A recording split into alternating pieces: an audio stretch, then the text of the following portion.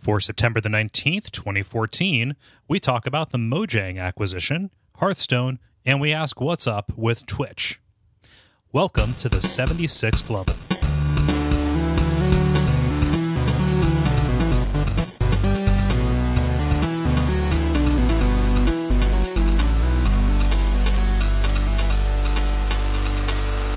My name is Cole Ross.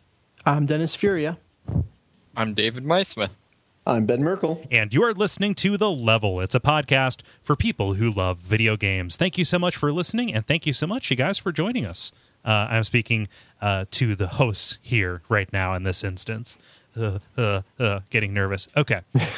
We don't thank the rest Keep talking, keep talking. Don't have silence. Yep, no. Got to keep it going, or else terrible things will happen, or else you get sick if you ever stop talking. Okay.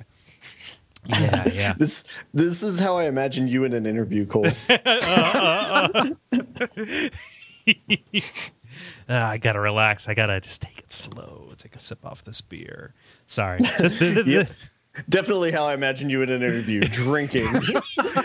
Well, that's my that's my problem. I'm unemployable now. Just from a combination of several factors. They're like, is it okay if I light this up in here? Okay, cool. Sir, that's crack rock. What are you doing? Oh man, usually we have something to kind of bullshit around here at the intro, but I really can't think of anything. So why don't I ask you guys? Has anybody done anything especially interesting this week? I did something especially dumb just about an hour ago. Yes. Yeah. So this guy decided he was going to have a margarita with dinner because it was Mexican night. This guy had a big old margarita. And then this guy realized it was just margarita mix and did not put any tequila in it.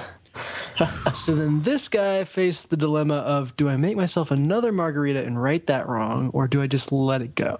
Or just drink a bottle of tequila. balance out the humors. Make the margarita in your stomach. This is why I keep you guys around.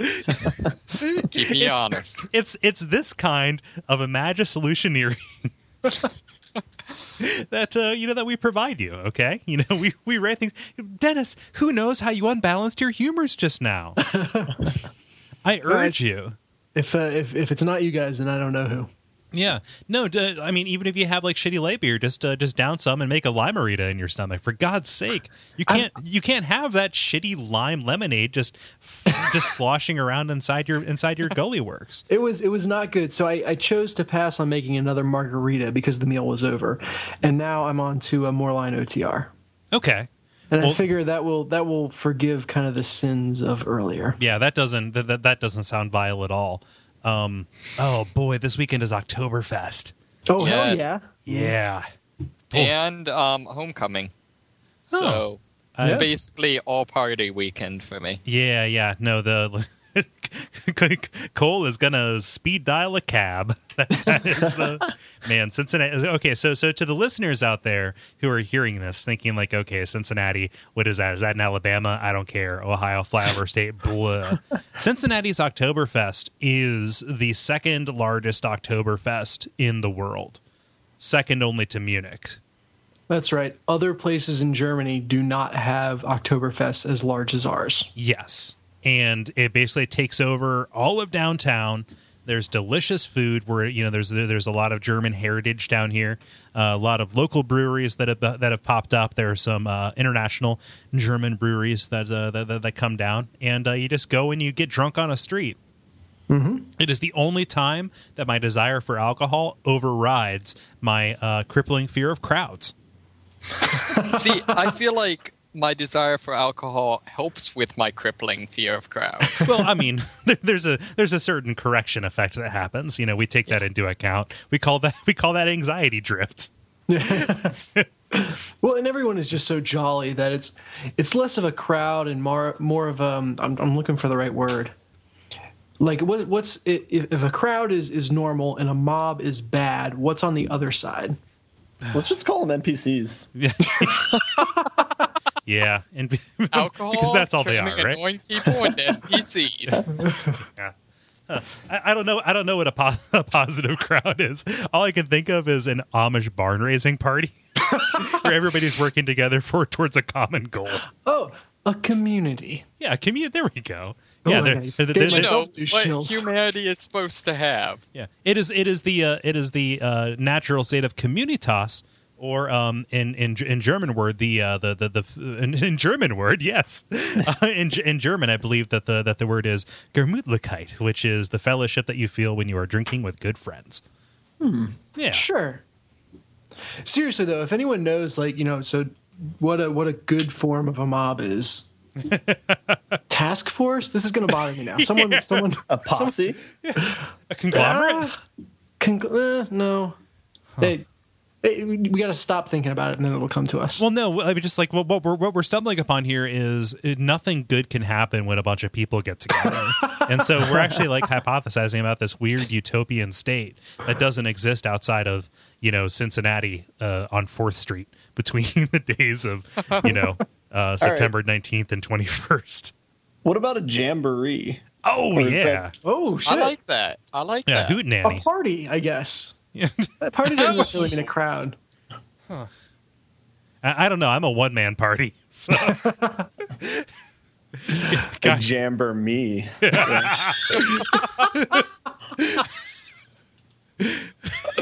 Oh, we're not going to top that. We might as well stop right now. Wait a minute. Is that the new rule? Once we find a title, we have to stop everything? We have to turn the humor off after that. Yeah, Yep. okay.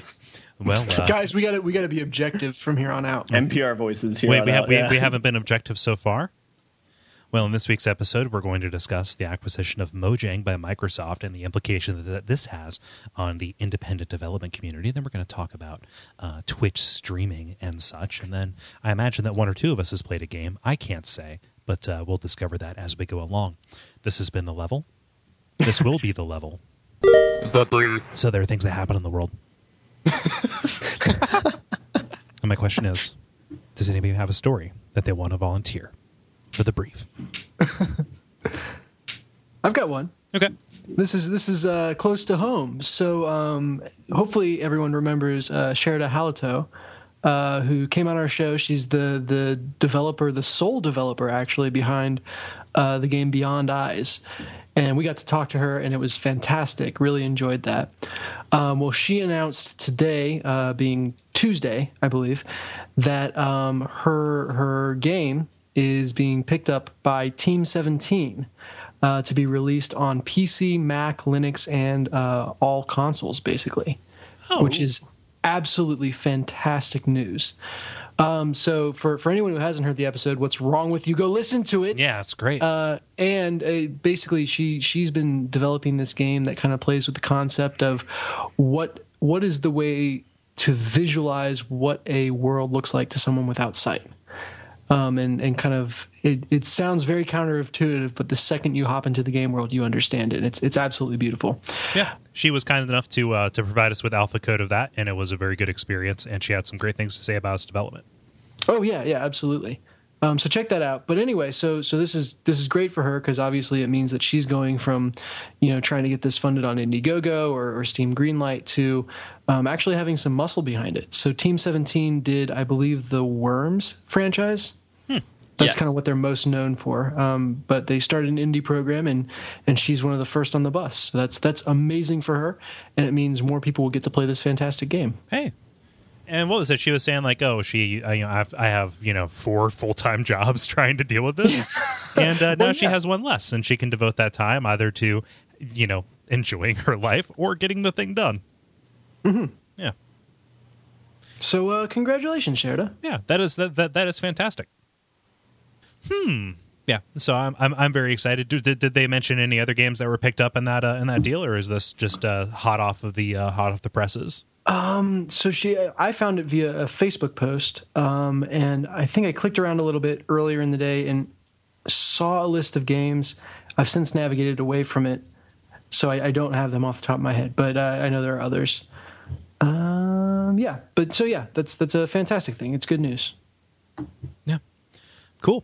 I'm going to jump over, since we're talking about independent development, joked about it in the run up, but this is the biggest news story of this week. Microsoft has bought Mojang, the developer of Minecraft, for $2.5 billion, and probably about 2.5 years late. Damn straight. Yeah. So Minecraft, incredibly popular. You do not need me to tell you what Minecraft is. What I think is the interesting angle on this story is Notch's perspective on this. Mm-hmm. And kind of his revelation, or his candid remarks, basically saying that this is less about the money, which is nice. The money is always going to be nice. Nobody can ever say that it's not. It's less about the money, and it's more about his sanity. And those are his exact words. Basically talking about being unprepared for kind of a life in the limelight as an independent developer, and kind of all the negative connotations that has brought. This is not directly related to the recent unpleasantness, as I've taken to calling it, but it definitely is, resonant along those themes. Just the idea that the joy of making something, and then the, let's say, harrowing ordeal of trying to manage the people who want to consume it, are two entirely different things. And what Notch has said basically is, if he will continue to work on other stuff because he sees himself as, just a developer and a coder, not a real game developer, he says, but just as somebody who likes to make things. But if he stumbles upon anything that starts getting traction, he's probably going to pull it immediately. Yeah, I almost wonder if this is a bit naive on his part. Like, it sounds like he's dissatisfied with the extent, he even talked about it kind of becoming an icon, or, he stands for something, he's got an image, and he doesn't like that. And it seems like he thinks that just by kind of selling this off, he'll be able to fade into the shadows. And I sincerely doubt that is going to be reality. He has a quote about this. I'm going to be paraphrasing because I don't have the article directly in front of me, but it's something along the lines of, he recognizes that he will still be a public figure to a certain extent. And people will still be writing things and talking about him and his stuff. But now, with his exit from Mojang into billionairedom, he will have no obligation to pay attention to it. Which I think addresses that to a certain extent. Yeah.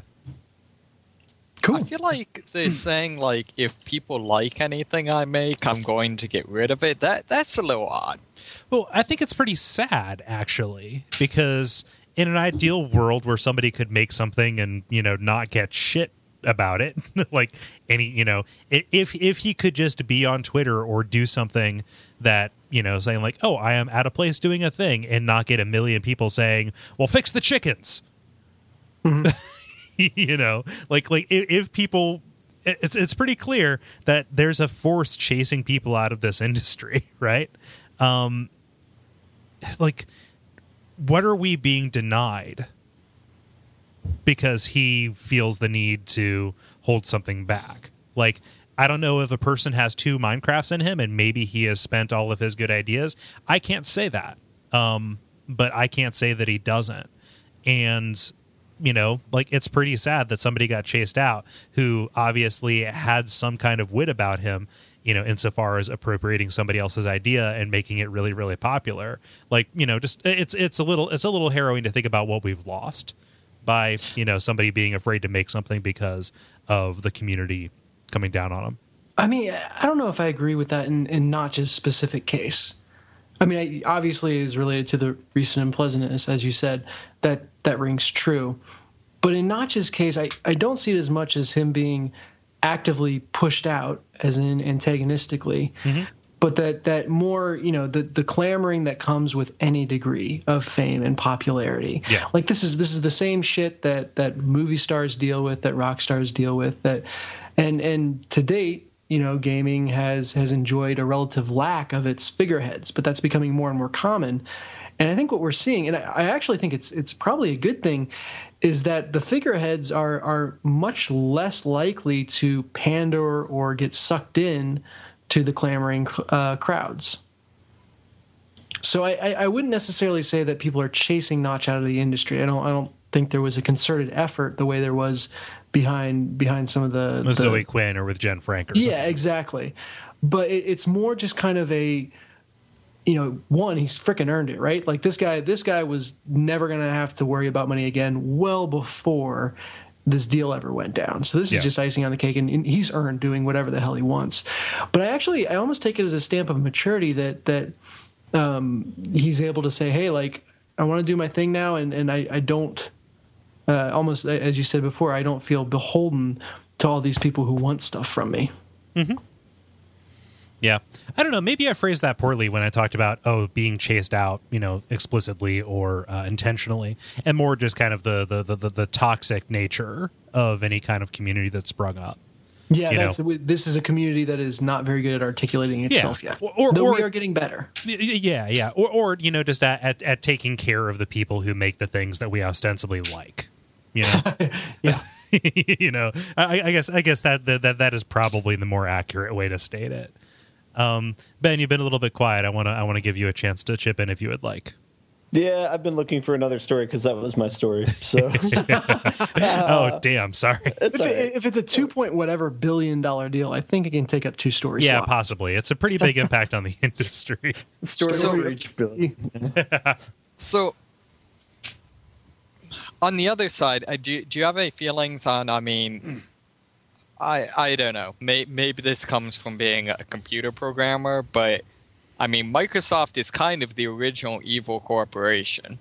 I don't know. I really have no idea what they're thinking.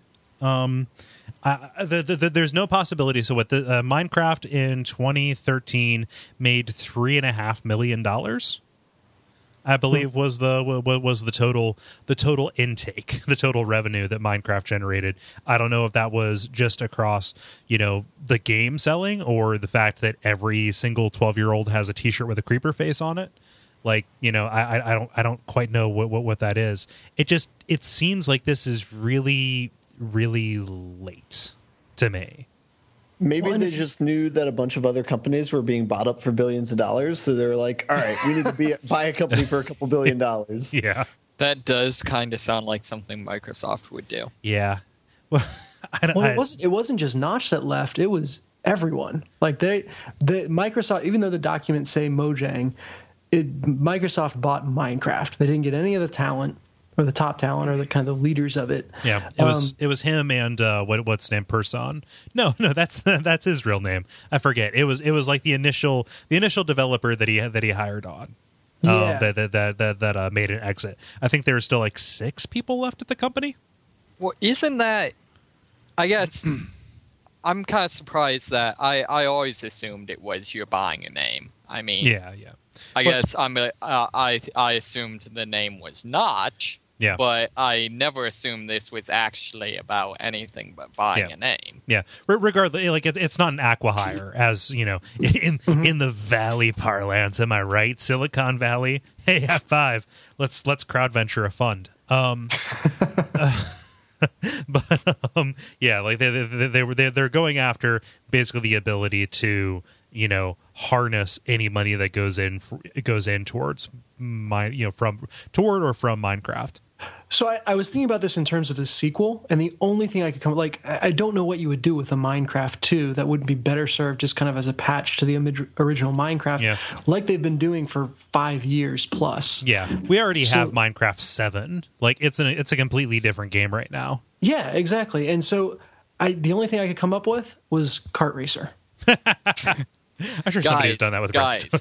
Minecraft gritty reboot. I'm pretty certain that and I don't know.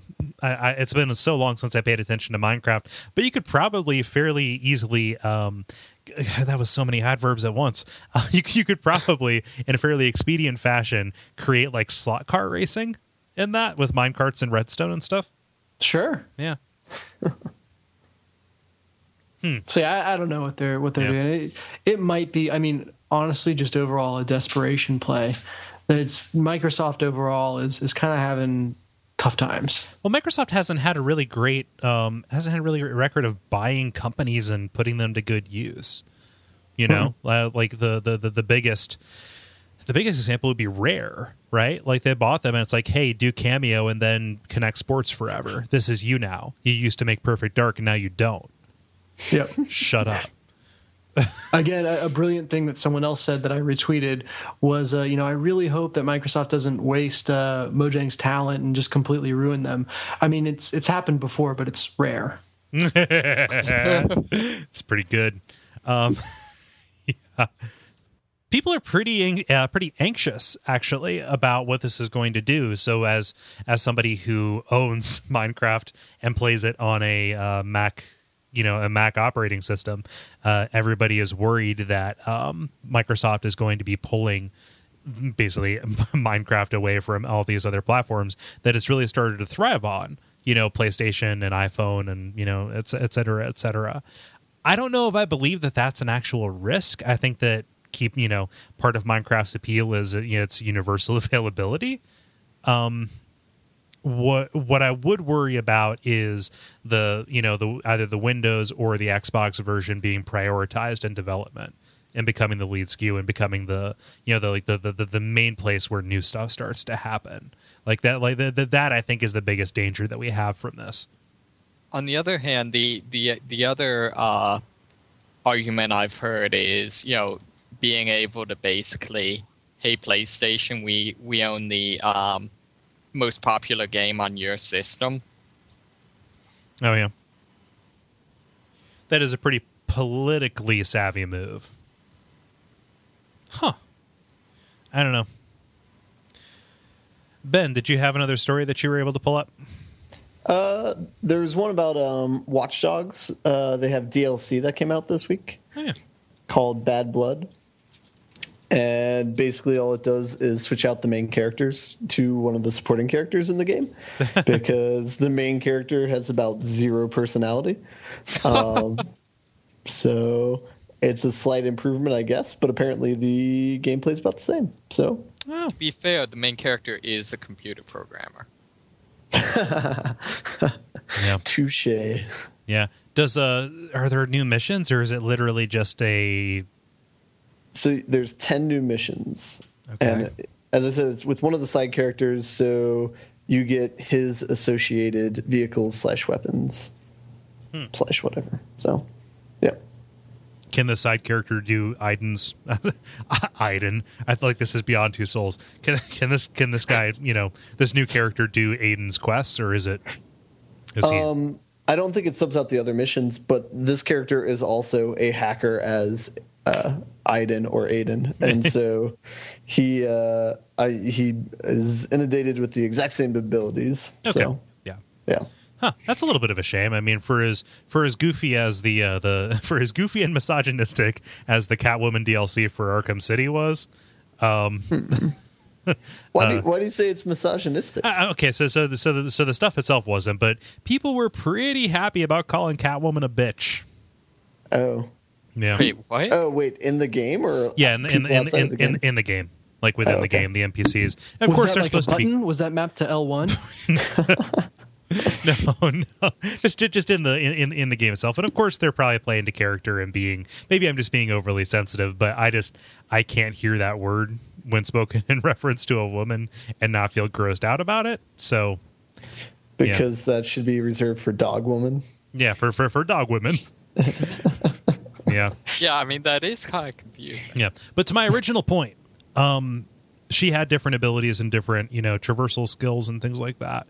Enough that navigating that space was different. But if you are still hacky, drivey guy, then that's a little bit of a disappointment. Yeah. If I played it, I could give concrete answers about it, but I'm probably not going to do that. Yeah, so. I can see that. I can understand that. Huh. And David, how about you? I've got nothing. I'm sorry. Attaboy. Multiplayer. It is time for the multiplayer where we ask you to interact with us. Dennis, what is the question that you put out to the listeners? The question I put out, so there's someone here who will not be named, it's me, discovered Twitch and is really kind of getting into it. And so I just thought I'd put out, do people watch Twitch? And if so, what are kind of the games and channels that you like the most? Hey, David, what does David say? David says, only recently. It first started out with just the Kingdom of Loathing live streams, but after my daughter was born and I lost 3 hands required to play video games, watching Hearthstone streams helped scratch the itch a little bit. Yeah. Those Kingdom of Loathing streams are pretty good. I don't particularly play Kingdom of Loathing that actively, so it's not that useful for me to keep active on the most recent hip happenings. But I don't know. Zach is pretty fun to watch. So are these? What are they? Is it? Are these someone playing Yeah, I Kingdom was gonna say, of how do you Loathing? stream? These are, if they're anything like the first one that I watched, it's actually just like a question and answer kind of thing. And he kind of walks through like development details and things like that. And they're like he does them for like a really long time. Yeah, yeah. Wow. Although streaming Kingdom of Loathing would be pretty interesting. I do have to That's say, what I was trying to envision. Like, how does that work? I did always wonder. I don't think anyone's gone back to it now, but you used to be able to do like complete the entire game in one day. And I would kind of like to see a play-by-play of how that worked. Oh, yeah. I imagine like a text or picture let's play of that would be pretty harrowing, especially with the way the RNG works. Yeah. Yep. Yeah. And for those of you who do not know, it is the random number god. And it is evil. Yeah. Pure evil. Yeah. Huh. So let's see. It's funny that he says he lost the ability because he had a baby daughter. Dennis, didn't you pick up Hearthstone because you had a baby son? Are sons and daughters that different? No, I think they're pretty much the same early on. Although I heard a great quote that was, when you have a boy, you have to worry about one boy. When you have a girl, you have to worry about all boys. So throw that out there. Glad it's you and not me, David. I need a kind of a mulligan here, a nice trial baby before I get into that real shit. Yeah, yeah. You got to get on that second kid tip and have no fucks left to give. That's right. That's right. That's how I became the person I was, youngest for life. But yeah, I mean, it's I got into it because it's easy to play with one hand and half your attention is, I think, the line that I've used. And that kind of led into me watching the Twitch streams of the Blizzard hosted tournaments, which was really fun. And it was super educational about the game because you see a bunch of cards and strategies that you just wouldn't normally without investing a ton of money in the game. Yeah. Let's see here. Dennis, what does Dustin say? Dustin says, I browse Twitch when my YouTube feed lacks content, but it's just for background noise and to look at while I'm gaming. It's like the news, but instead it's stuff that actually happened. Yes! Yeah, I read this earlier today when it first got posted, and I'm like, I'm so using that line. Yeah. I would have been so much more into watching TV as a kid if there was a gaming channel. I try to catch No Life Crip, and he has a link to it if he's streaming, or I pick a random game that I haven't seen before. That concept is really interesting to me, the idea of this as a background noise kind of deal. That's the primary use that I've heard for this.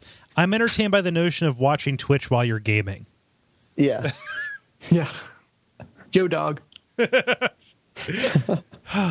Man. When I read this about the gaming channel, I'm just imagining like all those ads for like, it's TLC, the learning channel, except it's just that transposed with like what that would look like for a gaming channel. Mountain Dew. Why are we doing so many multiplayers that require me to like put a shitload of links in the show notes? I have not been thinking about that. I also did the multiplayer with the box art, which is not too well suited for a podcast. So. Well, it turned into a great discussion. What that led to me doing was actually doing the longest links of note we've ever done. That's awesome. If not it was a good discussion. I listened to that one. Yeah. If not for the network, at least for this show. So I'm sorry if I missed any. There were just so many. You know what that made me do? It made me have to go back and listen to our own show. Oh no! I know, that right? Sounds dreadful. Ugh, the worst. Who would do that? Let's see here. Sean says, I'll pop on to Twitch if there's an event that I want to see. The Kingdom of Loathing guys do a live dev stream there about monthly, and a few charity marathons have hosted their events there.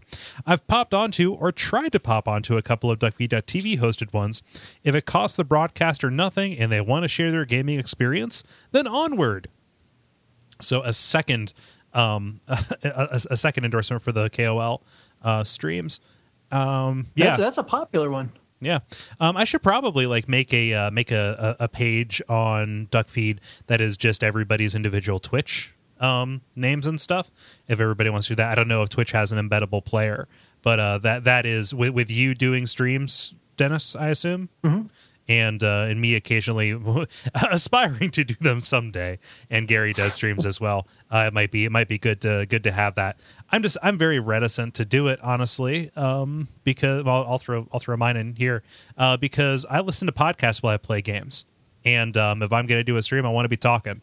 So I need to find that magical mix of games where I feel comfortable talking about this and also can silence the voices in my head long enough by not listening to a podcast. So that there's really that, and also the fact that I suck at games, and also play games in a very meticulous fashion that would not be very fun to watch. All of that kind of leads into it. But apparently, sucking at games can be good fodder for good times. Oh, we'll get to that. We'll get to that in the grind. But that is not necessarily a complete detriment. Yeah. And as far as watching streams, I will do it again, kind of like Sean here, if there's an event that I really want to watch. But honestly, it's just a matter of I watch so little of my entertainment that it's hard to fit that in. Yeah. Ben, what does Sam say? Sam says, I'm usually asleep when the streamers I like are on, but I try to catch Slow Beef and the men drinking coffee when they post recordings of their streams on YouTube. Yeah. I don't know what they do, but those are the people that he watches. I think Slow Beef is awesome screen names. Yeah, so Slow Beef, I think he's a goon. I think he's a Something Awful goon, and I think he's part of the Retsupere guys. Okay. Yeah, and I don't... Retsupere. It's it's him and a guy named Diabetes. They do a comedy podcast and YouTube series called Retsupere. Oh, okay. Yeah, I believe that's how you pronounce it. David? So what is the overlap between or the role in the video gaming universe between Twitch and Let's Plays? I mean, they're pretty. There's a pretty hefty overlap there, I would say. Yeah. Twitch is ephemeral, I would say. Even more so now. Well, it's not. Yeah, not necessarily recorded. Whereas the Let's Plays, I think, are posted to YouTube for archival purposes. A Let's Play to me feels more archival and more groomed, I guess. More I hate this word, but curated. Yeah, okay. Yeah. There's there's a certain amount of knowledge and weight. Streams, there are definitely a lot of streamers, especially in the Dark Souls community, who are extremely competent with the game and demonstrate a level of expertise. But I see a Let's Play as especially one that's not a blind Let's Play, as a more concerted effort to put together a tighter product, whereas a stream more and more now is just kind of I'm going to open this window into my game playing world. Yeah.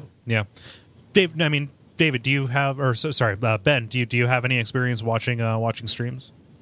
Yeah, I don't have any people that I particularly follow, but I've watched streams on GTA. I watched Twitch Plays Pokemon when that was a thing, and sometimes I'll go back and watch some if it's a game that I haven't seen in a while. So I watched one on Heavy Rain a while back, just to revisit that game. But more importantly, see what somebody else's choices were in the game, which was kind of interesting. Yeah, it's kind of funny because most people use Twitch to watch Evo, and you just went to Evo in person. Yeah, I just drove there. It's 10 minutes. It's no big deal. Oh, is that through Twitch? That's broadcast on Twitch now, I believe. Okay, then that's I've been using Twitch for a while then. Oh yeah. I don't know. I don't know if Twitch itself, like them using Twitch itself, is a recent development, but I know that it is an event because I get their emails and such. Yeah, I think that answers the question to whether or not it's embeddable, because I'm pretty sure I've watched Evo, but not necessarily on Twitch.tv. Yeah. Let's see here. David, what does Chad say? Chad says, I've played Twitch more than once on the Duckfeed network. Plugged Twitch. Plug. Fair enough. Do it right. Chad, No, I just it changes the meaning of the sentence. I don't mean to be a dick. I just am. strangely enough, words change the meaning of sentence. I know. I was shocked too. Chad says, I've plugged Twitch more than once on the Duckfeed network. I'm pretty sure Kole hated on it. He has to keep up that Hayden persona, though, so I understand. I have gotten a serious falling out with college and professional sports as I've gotten older, except for F1. And Twitch has completely replaced sports time on my TV or other motion picture device. At first, I only watched Dark Souls speedrunners, but word spreads quickly on Twitch, so I discovered many other streamers and even streamed myself. I really enjoy the social aspect of Twitch. The best streamers constantly interact with chat, especially Cerno and Lobos. With the death of the demo, I've used Twitch more recently to learn about other games before taking the plunge, like Destiny. I apologize for this giant list, but maybe some... Yeah, and he presents a long list. I'll do my best to recreate this in the show notes. But if you're looking for this, it's on Facebook as well. Yeah. I don't know. I'm trying to fight against being a hater. Like just I just in the face of overwhelming negativity, I want to try and be a little bit more positive. It is a journey. But I don't know if I've ever if I've ever directly hated on Twitch. Maybe I've called it goofy, which is not hating per se, or talked about how it doesn't necessarily fit into my life. But I don't know. Spit out that haterade, Kole. Yeah. I'm trying real hard, guys. Yeah, I know the difficulty I have is like I'm kind of with I tend to be Mr. ADHD, so I tend to only do one thing at a time because I can only really focus on one thing at a time. So I unfortunately can't listen to podcasts or do Twitch or something like that while I'm doing other things. Although I do kind of like the idea of it as background noise, because that's definitely something I do with the news, as was kind of cited earlier. Yeah. So I don't know. I've never actually streamed anything. I feel like no one wants to watch me spend like hours staring at like the weapon screens in Borderlands, trying to decide which gun to use. Yeah, I feel like we've had this discussion before about games that are good to do as a second sort of thing, but I think, it's super game dependent. Like, I could do it with Fallout New Vegas. I could have something else on, but I would not be able to do it with, like, Last of Us, Yeah. Yeah, I feel like Fallout, except that there's so much just, like, in-between time in it, that would be a fun game to watch someone. That'd be a game I'd love to see what other people get up to in. Yeah. I think there's an angle to this where a good stream, especially if the person who's doing commentary, is going to be like an especially good extemporaneous podcast. Sure. Like somebody who is charismatic and well spoken and is entertaining to listen to will be that way. Regardless of if it's recorded or being sent out live. So there is that element to it. And there's like I said, I don't do it. Yeah. But like, Lobos comes up here every once in a while, and he's a guy who's been on Bonfireside Chat, and he's an absolute prince of a man. And I've tuned into some of his streams when he does them, just because, that is he's fun to listen to. Same thing, again, like I've said with the Kingdom of Loathing thing, those guys are fun to listen to. So I will listen to them even if I don't care about the actual subject, because sometimes you need voices in your house. Sure. to block out the ones in your head. Voices that yell. Yeah. Just so loud when it's quiet. That's a title callback, guys. That was, yeah. I followed you. Yeah. Hey, Dennis, what's Michael say? Mikhail, sorry. He's got a big paragraph. So I watch Twitch. No, I watch Twitch somewhat occasionally since I don't do the kind of work that allows me to productively keep a stream going in the background if I'm trying to get stuff done. If streamers archive stuff to YouTube, that's where I'm most likely to see it. However, I do get on Twitch if someone is streaming pre-release gameplay of something I'm somewhat interested in, or to keep something in the background if I'm not listening to music when I'm playing a game that has natural pauses, such as Civ 5 or Hearthstone. Again, that kind of background noise, which is I'd never thought of that before. I will also tune in for speed and challenge runs of Souls games, Souls PvP, events like GDQ, and the occasional StarCraft tournament. The social experience of a smaller chat can be cool too. Larger chats I generally hide, since they make me feel like I'm in an overcrowded junior high cafeteria with a bunch of hyperactive, shit-flinging chimpanzees. Well spoken. As chat Yes, indeed. Favorites are Lobos Jr., just mentioned him. Day 9, a StarCraft guy whose adventures in other games are funny to watch, e.g. Dark Souls 2. Miscellaneous game journalists like the Steam Friends channel, which includes Phil Collar. Yeah. Also another Bonfireside Chat alumni. So yeah. This is weird. We will reach the singularity where literally everyone has been on Bonfireside Chat. I guess. I don't know. Continue. Oh, that's it. Yeah, no, Phil Collar's a nice guy. No, that's it. Yeah. So Dennis, are you just watching Hearthstone streams, or are you branching out? So far, just Hearthstone. But there is a freaking lot. Like, that is a popular game, and I just don't know if Twitch is big enough that everything is that popular. But it seems like there is always a ton of people streaming it, and I don't know if that's just there's something about it that lends itself to that fact or what. But that's where I've stayed mostly. Again, the Evo stuff I've watched as well. So fighting games are I think fun as well, just because it's something that I know I will never be as good at as the people I'm going to watch. Yeah. And it's just kind of it's cool to watch someone practice their art. Yeah. Well, that lends to game as sport, right? Yeah. Absolutely. Yeah. I think the chat, again, waiting for the grind because there's so much good stuff from the past couple of days since I've discovered Twitch. But the social experience of a smaller chat is absolutely a good point. Yeah. It lent to a lot of fun. I'll talk about it more. But I've also experienced the other side of it where the just too many people leads to someone at any given point is just shouting tits or something racist or whatever. Yeah. How do you think this relates back to? Well, I guess I feel like this is interesting in relation to our news story. Week before last that was it PewDiePie or whatever is killed his comment section of his YouTube account. Yeah.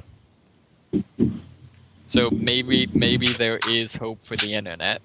Maybe. Yeah. I don't know. Like a funny experience that I had with chat back when I was doing Soul streams, and which I really ought to start doing again. I would Kole. just what? Another title callback. Oh, okay. Sorry. Well, what title is that? Kole, dude. Kole. Kole. So, I thought you said polo. Think okay. about it. Yeah. Thank you. Wait a second. Okay. I had to find it. Where's my bell? General puzzles. No. A good experience I had was just strangers who had no way of knowing. I would just ask out loud. Hey, somebody would respond, answer one of my questions, and I would say, "Hey, are you a listener to the show?" Like, no, I'm just kind of surfing around. Just thought I'd pop in and see what's going on, which is a behavioral. It baffles me, because I would never do that, but it is delightful that people are using that as a way to discover, to discover, broadcasters and creators and stuff. Not the least of which because that broadcaster and creator was me. Go ahead. The thing is, like, you know, if a rando joins and they're one of 3 people in the room, leads to really interesting discussion. Yeah. If a rando joins and is one of 300 people in the room, it leads to screaming and, quote, shit flinging. Yeah. So. Yeah. Well, I mean, my strategy for that is just to never be popular. Getting a good start. The notch approach, apparently. Yeah. so Dennis, here's my question for you, and this might be getting a little bit into grind territory.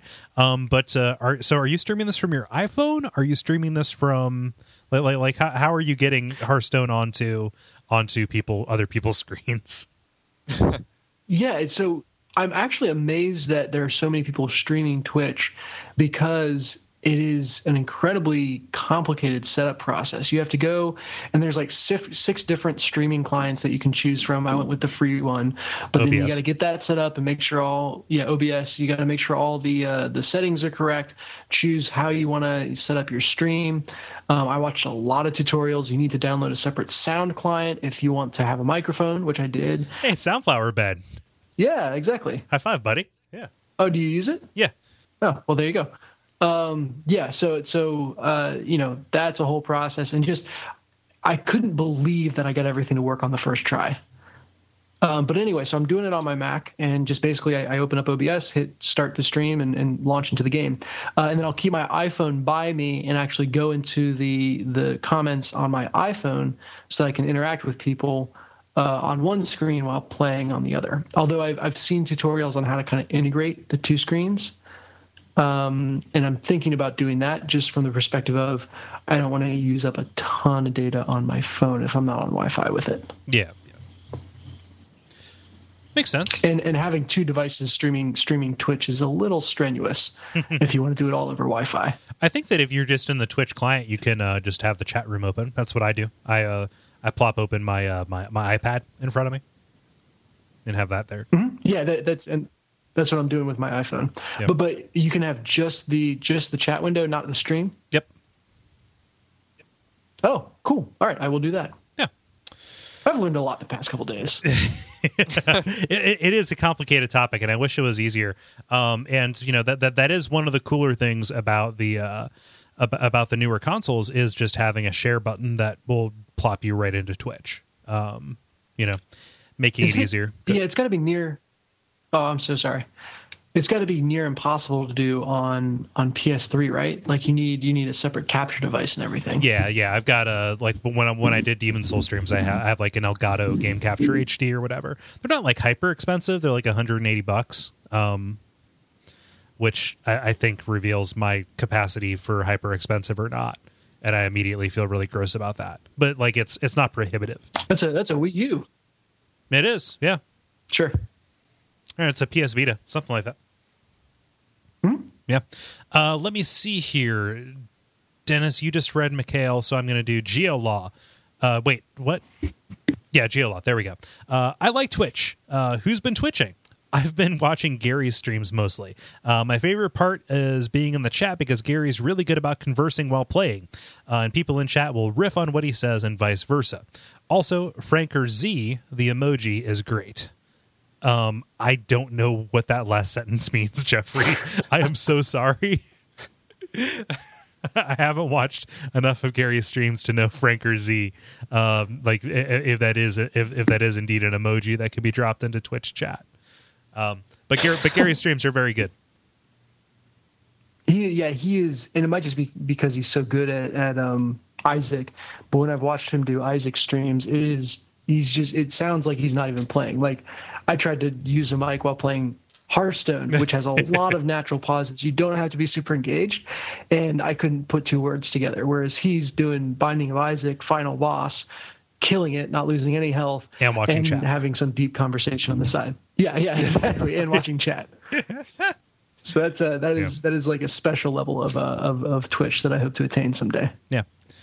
My theory is that playing Binding of Isaac like uses up enough of the of like the surface level thought that Gary just attains enlightenment during the course of the game. Yeah. speaking as an Isaac novice, really, that is it is kind of a game you get into a little bit of a trance with, and I can totally see like what you would imagine being the hectic, like, okay, this requires a lot of my attention, defaulting to either muscle memory or just kind of conscious risk mitigation or unconscious risk mitigation.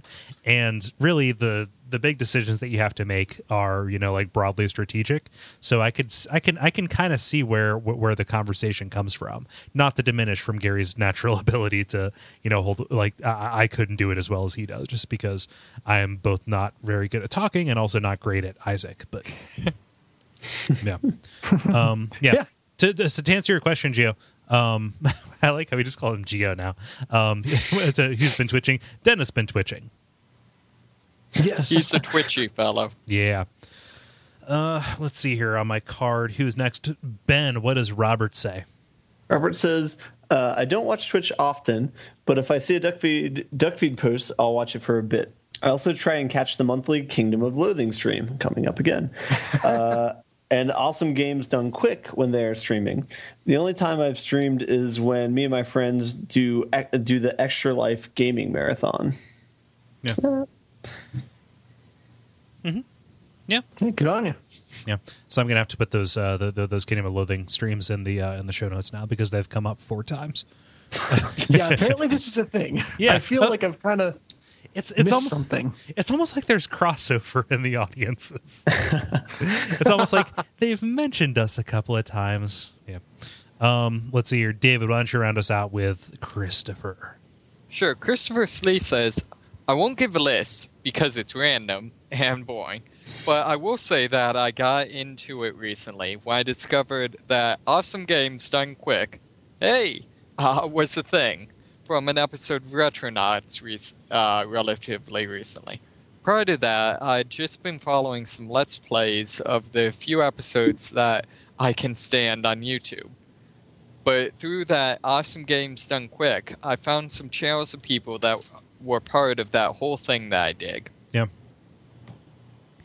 He doesn't mention it. He mentions Retronauts, but the Retronauts streams are also very good. They go back and play some old games, and they are cool guys. It seems like sort of doing the kind of the Wikipedia effect, where you just get into like a couple of streams and then follow the rabbit trail to find more and more streams you like. It seems like a couple of people have either mentioned that or kind of alluded to it. Yeah, well, I mean, it's it's kind of like podcasts. There's a relatively incestuous community. Like you will tend to follow, audiences follow from one channel to another, right? Right. Yeah. Mm-hmm. In a way that makes sense. Yeah. Yeah. Has anybody not had a chance to express their opinion on streaming? Sorry, I'm so self-conscious about skipping over somebody since last week. Wait, who got skipped? I skipped Ben last week. It's Jala's fault. She threw you off. Yeah, I did a very bad job of editing your response back into Ben. I'm so sorry. It's okay. I don't go back and listen to the podcast either, so that's okay. Okay, cool. as long as none of us are listening to this. Cool. So thank you, everybody. Well, now I'm going to go listen to it. Shit. Spite. Yeah. Thank you, everybody, for responding to this. If you would like to get in on the conversation, happens on our Facebook group on Tuesday afternoons. It is facebook.com/The Level Podcast. Dennis is kind enough to put those up. And we welcome your responses. The grind. It is now time for The Grind, where we talk about the games that we have been playing this week. Does anybody want to volunteer to go first? I can. Ben, go. Yes. Did it. So last week I had finished Watch Dogs, so this week I kind of had a void, but last week I also purchased the Humble Indie Bundle, and so I got to find out which of those games ran on my computer and which did not. So I played the first few minutes of Gone Home and found out that it was one of the games that could not run on my computer, but I was able to make it inside of the house, at least, so I got that far. So you've gone home. I went home. I made it to and inside of the home. Well, that's all there is to that game. And it ends when you go home. Right after you open the front door. Yeah, I know. Is that before or after the brainwashing from feminists? I can't remember. Yeah. Oh, man. It's where they try and convince you that it's a game. High five, am I right? Sidestepping that conversation. Idle Thumbs Cabal. But one of the games that can run on my computer was Papers, Please. So I got to kind of dig into that a little bit. And yeah, it was kind of fun. I haven't played Cart Life, but I feel like it's kind of like Cart Life. Yeah. Am I right in that assessment? Or they're in a similar vein. Okay. Because it was, pretty sad. Pretty oppressive, right? Yeah. So this is like a year old, and I think we've already talked about this on the podcast, but just a brief review.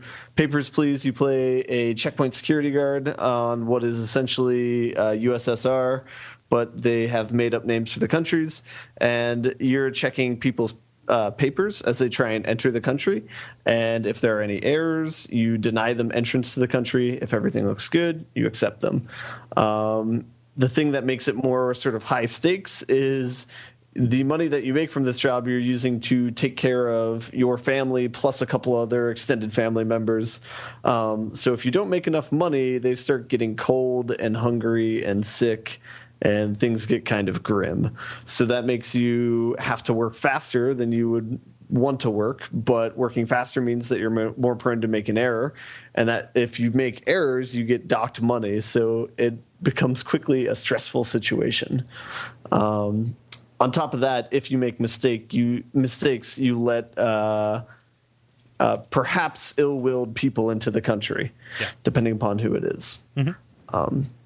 And then on top of that, even worse, they give you pretty sympathetic characters that they make you deny service into the country. So if you're working for a communist dystopia, aka a communist country, wouldn't denying someone access be a good thing to do? Well, they may be fleeing from a similarly fucked country. Like none of the when you look at the geopolitical situation around Arstotzka,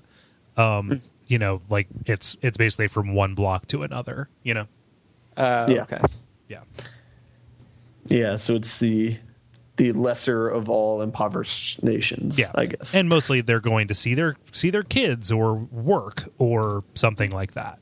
Then that's what he means when he says that it's they're sympathetic. They will provide you with a sob story, and it's forcing you to optimize around your human desire to help somebody out. Hopefully, yeah.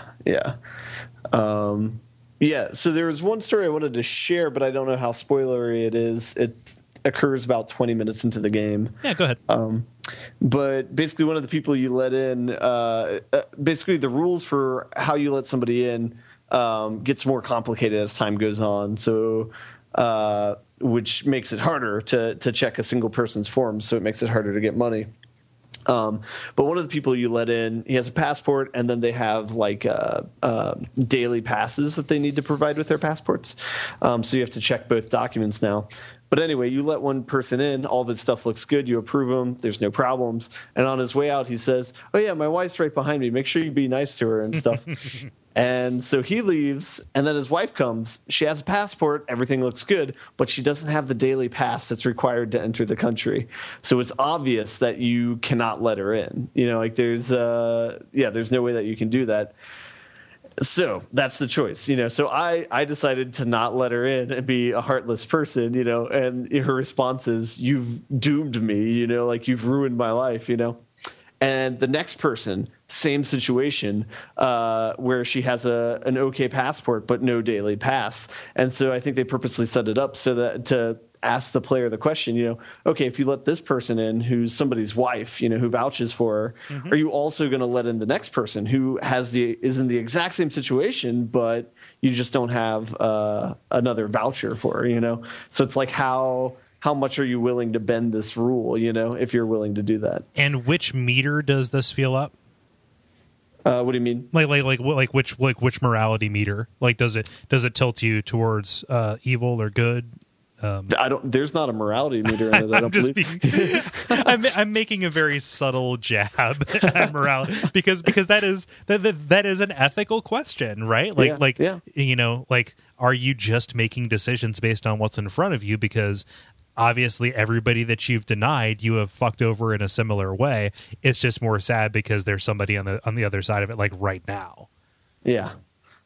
In a more comedic tone, there are some recurring characters of like, there's an old guy who keeps trying to get into the country, so he gets progressively better at trying to forge documents. So that's kind of funny. But what's the way, like he makes his own passport in crayon, and in the country name he writes like Snakistan or something like that. Yeah. So that's like the only kind of humorous part of the game. No, I think the wonderful thing about that for me, the first time I played it, was it's so obviously fake, but you can't turn him away until you find the like option to point out what's fake. Yeah. So that one actually took me a lot of the time the first time he showed up, because it's like, okay, I know this is fake. Where is the folder file on the part of the document that I need to point out to show him he has to go away, even though I know 100% this is fake? Well, okay, this document in crayon, it looks kind of suspicious, but there's no rule that says a dog can't play basketball. Yeah. It's pretty much exactly. Yeah, no, it's exactly right. And it was kind of one of the more sublime kind of moments of, making a statement on bureaucracy for me, playing that game. So that was a very, not only is it pretty funny, but it's very, very well done. Yeah. From a thematic standpoint. And those kind of staged, bespoke, for lack of a better word, moments, choices like that, they determine how the story branches. Mm-hmm. So it is a game that's worth going through multiple times, which is weird to say about a tedium simulator. Yep. So could you simply the first time be like, Snakistan's awesome, I'm letting him in? You can, but you'll get docked money for doing that. Yeah. You know, right. I've never done it just on principle, even though I know that would get him out of my hair. But who knows? He may leave and try and come back in. So that might not actually solve the problem. Snakistan is awesome. Feeding your son is more awesome. Yeah. Or giving him medicine. Or heating your apartment. Yes. Mm-hmm. Yeah. That was one pet peeve I had so I wasn't able to heat my apartment one night. Everyone was cold. But then I was able to heat it the next 2 days, but they were still cold. I don't know what that was about. I think that they're going to be cold regardless. What happens is if they're internally, it shifts internally within that distinction. Eventually, they get sick. Yeah. So if you don't pay for heat now, you're going to have to pay for medicine later, right? Yeah. Yeah. So is there an end game? Can they like end up going Oregon Trail style and eventually like everyone dies and it's game over? Yep. Or is it That's like the good ending of the game though. It's like, oh, you died, it's great now. Yeah, the sweet release of death. That's what the Steam trophy is called. Yeah. Huh. Neat. Did anything else in that bundle work for you? Those are the only two that I've tried so far. Okay. So I might continue onward to something else. I know you said one of the games was easy to run. Gunpoint. I think that Gunpoint is going to be a nice counterpoint to Watch Dogs for you. Okay. Yeah. That'll be on my horizon. What? Yeah. No, just it very much. I never thought of it that way. Guys, we should start like a list of game pairings. So you have good wine pairings. You need good game pairings. Well, it can't be a game and another game. It's not like, ooh, this Cabernet goes well with a Sauvignon Blanc. It's like it needs to be something else. I drink it, guys. The metaphor only works to a point, but I think the idea is solid. Yeah, like that's like a Netflix algorithm. If you like blank, you would probably like blank. Or no, I mean just maybe I'm thinking of it. So play The Last of Us with mushroom soup. That'd be the worst. That'd be the last thing you want to do.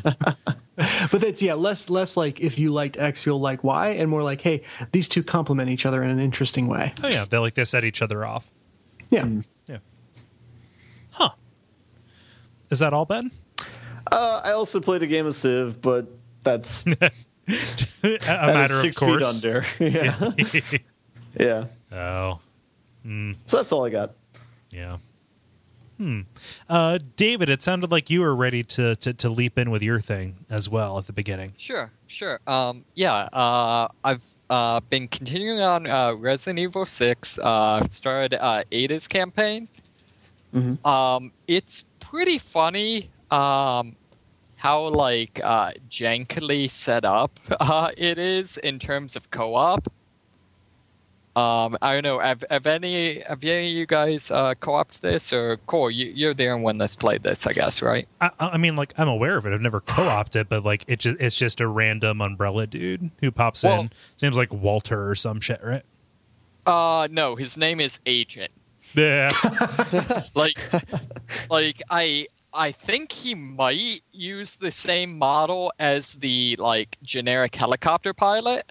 So he's got to die. Well, yeah, and the thing is, when we say it's just a generic guy, we mean he can't interact with any any of the puzzle things or anything like that. And he can't open any doors that what would normally be a door to go to the next area for a checkpoint. He can't open any of those. Whenever you say zip line up to a place or something like that, he simply teleports to be next to you. It's very much like he is not programmed into the game. They just straight up programmed it as, and then there's another dude next to you. I don't actually believe so. I could be wrong. I think that Ada's campaign was meant to be single player only. But when they made it when they turned it from unlockable to just available at the start, they made it co-op to further integrate it into the game. I can't speak to that, and because the way the internet works, nobody can find out because that game was only like that for 2 months. Sure. Well, I mean, straight up, it definitely is made to be single player only, just with co-op, if that makes sense. But yeah, so far, not a lot to say for it. I think it's a little bit funny. The world's largest nuclear sub that you're running around. Yeah. Just the fact that you're falling through hundreds of yards of elevator shaft on a thing where people have to share bunk beds. It's none of it makes sense. Yeah. So it's a Resident Evil game. Yeah. Well, it's a modern Resident Evil game. Yeah. I don't know. Is the voice acting for Ada bad? Do you think? I don't remember. I don't remember it being worse than Leon's. Well, I mean, just I don't remember it sticking out above everybody else's. I think that all of it is incredibly campy, so it's not. It's hard to fault her as being especially bad. I guess she's the only one. Just the way, her intonation, the way it's done, is the only one that to me sounds like someone reading lines. Mm-hmm. However, I can't tell if that's because it's poor voice acting or because basically this is a character whose personality is kind of shallow. Yeah. Well, and if that's actually the point. Even bad writing exquisitely read is going to sound like bad writing, is going to sound like, oh, somebody would only ever read this off of a script. Right. It's just, you can't get around that. Sure. Yeah. So, yeah. Yeah, so her campaign is pretty funny to me just because it's very obviously afterthought glue in order to kind of fill in the gaps around every other part of the story, right? Yeah, I mean, there is the little bit of like plot twist with her involvement in everyone else's story. That, you know, obviously that's a thing, and this does resolve that. Mm-hmm. But other than that, yeah, I don't know.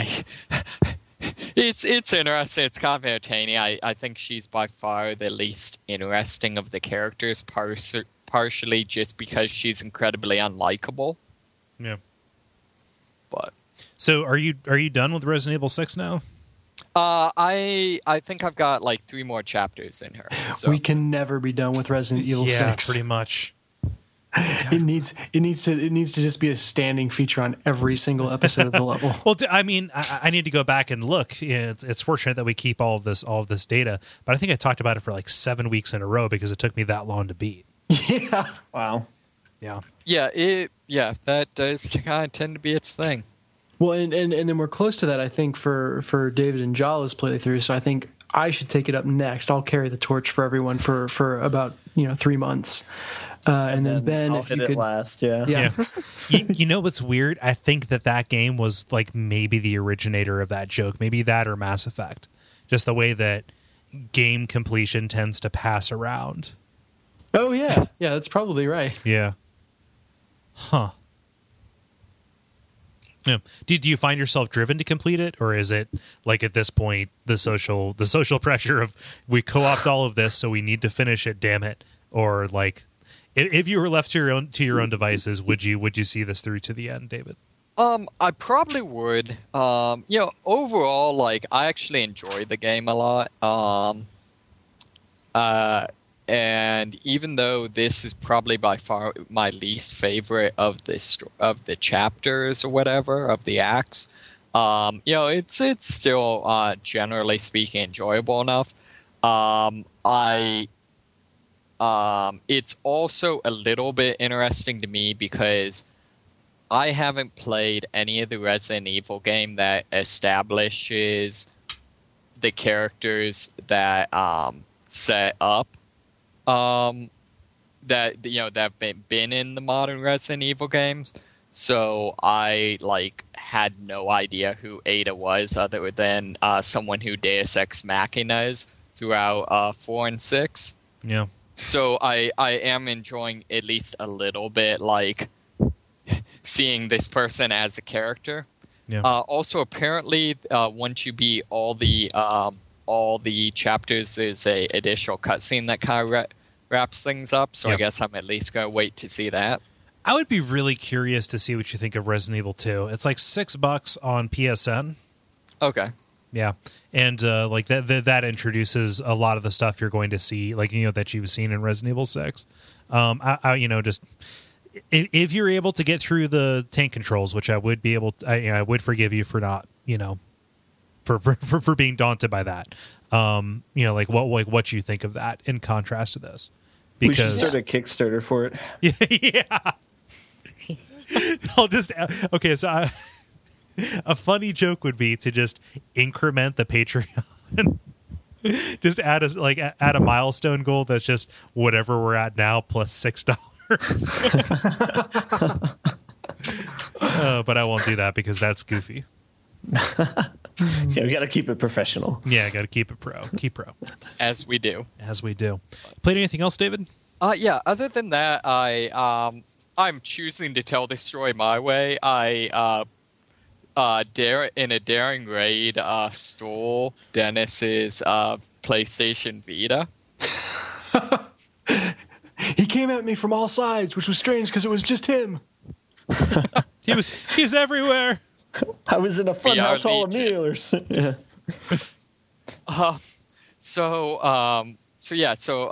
I've been checking out Metrico and Gravity Rush. I don't know. Metrico is interesting. It's very, very. I don't know. I'm not used to puzzle games, so it's kind of cool playing a genre I really don't play much, and the aesthetics of it are really, really good. In fact, probably my one complaint, if I had one with it, is I almost wish they doubled down on like the graph look and stuff a little bit more. I'm a little bit, and part of this is just a little bit. It's less for me, I think, than it is for like Dennis or Kole, someone who's a big puzzle person. But I'm not sure what I think of some of the more odd control inputs. In particular, I really dislike the back screen touchpad. Oh, what is that? I know. You use it to aim your shots, right? Yeah. Interesting. And again, I've had a Vita for a while. Maybe I've gotten accustomed to it. That is what. Now maybe I'm setting you up for failure in the future. That is one of the least offensive pieces of the Vita kind of random controls out there. But yeah, I remember having to adjust to it when I first got the Vita. Yeah, I don't know if part of it is the way I hold the controller is with my hands over that. Oh, huh. So I don't know if that's part of it is it keeps me from holding it the way I normally would, or the way I normally would messes up my aim or something. But I'm a little surprised. Did you maybe comment on this? It got kind of harsh reviews. Extremely harsh reviews for having bad controls, essentially. See, I don't know. Like, a lot of this, it strikes me as this is a game I feel like no matter what it did, I almost couldn't give it like less than 3 out of 5, simply because it so much is just its own game. Yeah, it's very unique. Yeah, and I feel like it's like, even like a lot of people I saw like knocked its aesthetics. It's like, even if you don't like the aesthetics, like clearly that was the aesthetic they meant to have. Like I know that's kind of interesting to me, because I think the whole graph thing's actually really, really cool. Yeah. But did you does the whole at the end of each level you can either go left or right? Does that ever is that a thing at all? Yes, but I'm not going to spoil it for you. Okay, fair enough. If you ever decide that you're just never going to finish it, then I'll tell you. But if there's still a chance that you're going to finish it, I don't want to give that away.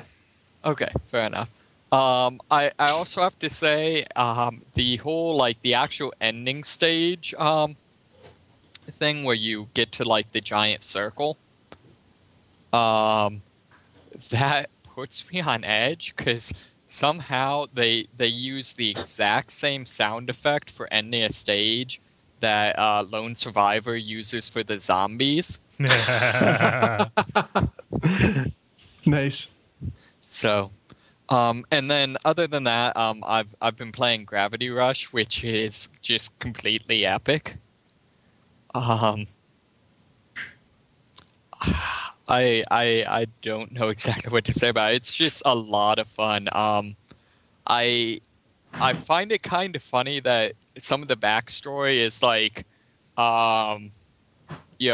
being confused about why do people arbitrarily hate me because I have these powers, when I fairly routinely, whenever you activate your gravity thing, anything nearby, gravity also switches for it. So I fairly routinely accidentally fling people into the oblivion. Yeah. That I never really thought about it that way, but that is true. That would piss people off. Yeah. I mean, so I really like the comic book they use for cutscenes. Mm-hmm. They're really, I don't know, a lot of them are both pretty well done and very cute. Yeah, I think it's fair to say that, to bring back a deep cut, Gravity Rush now is like a cat and is anime as hell. Yeah. Yeah. Oh, it definitely is, and I mean, granted, maybe that's part of it is I like anime. I find it funny that like the opening to the game is straight up the opening to like every anime ever. Oh, what's that? Just like it's basically like have a vaguely J-pop musical number over all of the picturesque main characters like wandering around town being casual. Yeah. So Gravity Rush was kind of a killer app. It was one of the main launch titles for the PS Vita. Like, does it impress you, David? Like in its presentation, because people were just completely blown away by the way that it looked and played. I mean I would say like from a very objective standpoint, it's not like I don't know. It's not like a Skyrim or whatever the most recent like game that has amazing graphics. It's not something like that where it's just like, wow, this is an unbelievable accomplishment. But I feel like in terms of just particularly going full bore on kind of the verticality thing that seems like it's becoming more and more a thing in games. They definitely take that and build the entire game around it and really make it work. Yeah. And again, like this is very much a game that's aesthetics works for me, but I feel like the storytelling overall works really well.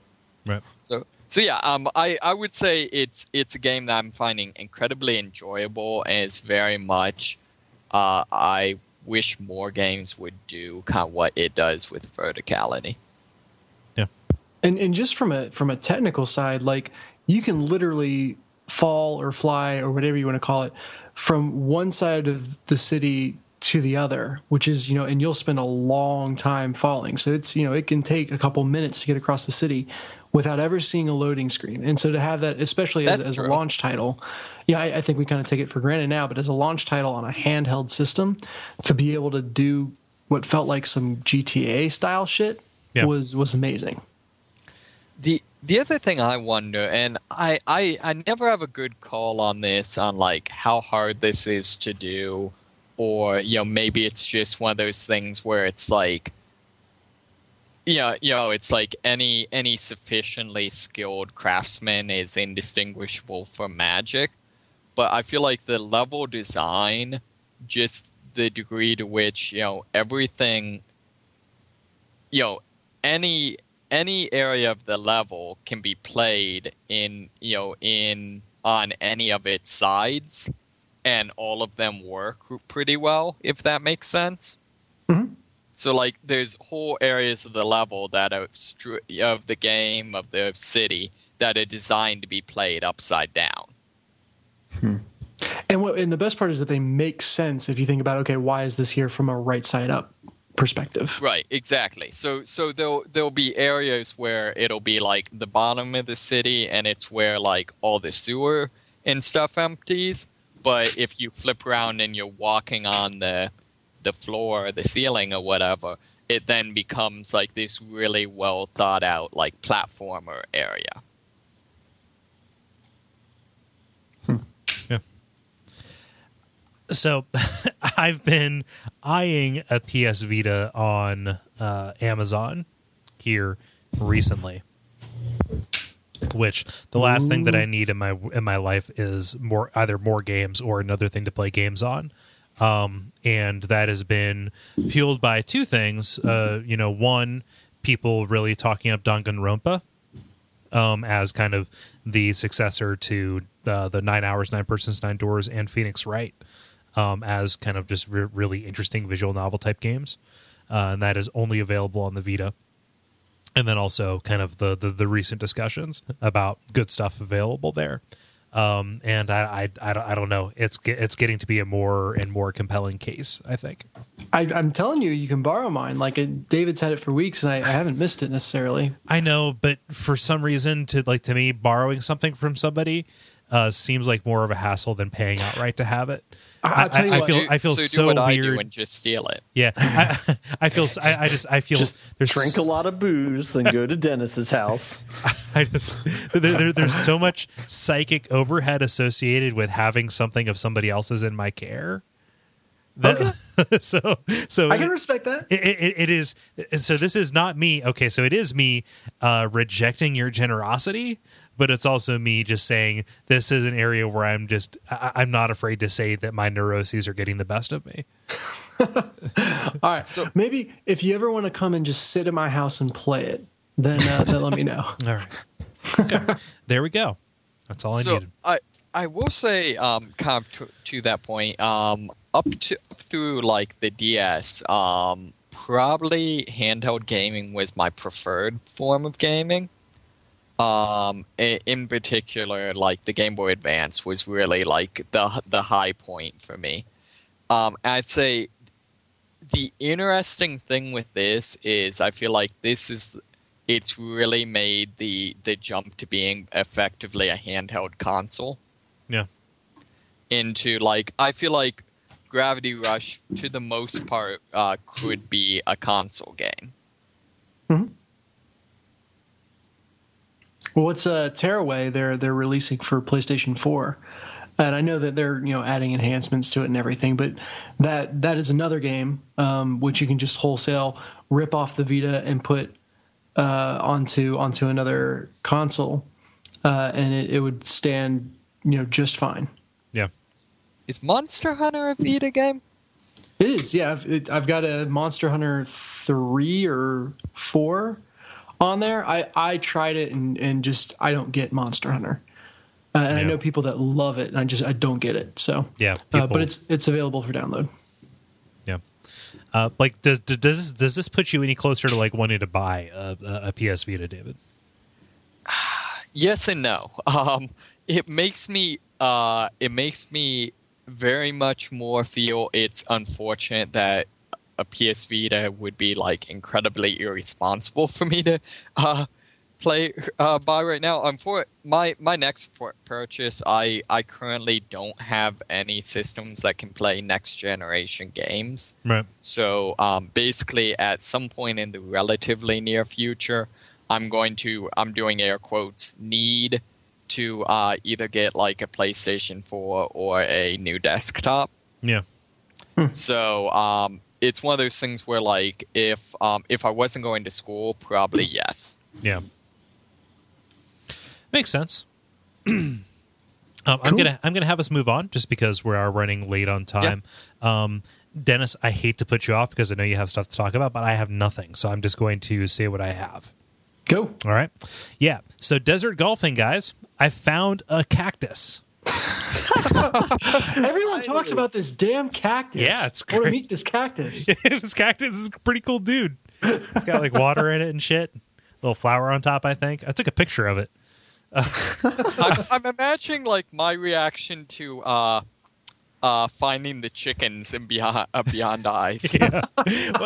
Well, the cactus had been built up so much for me that yeah.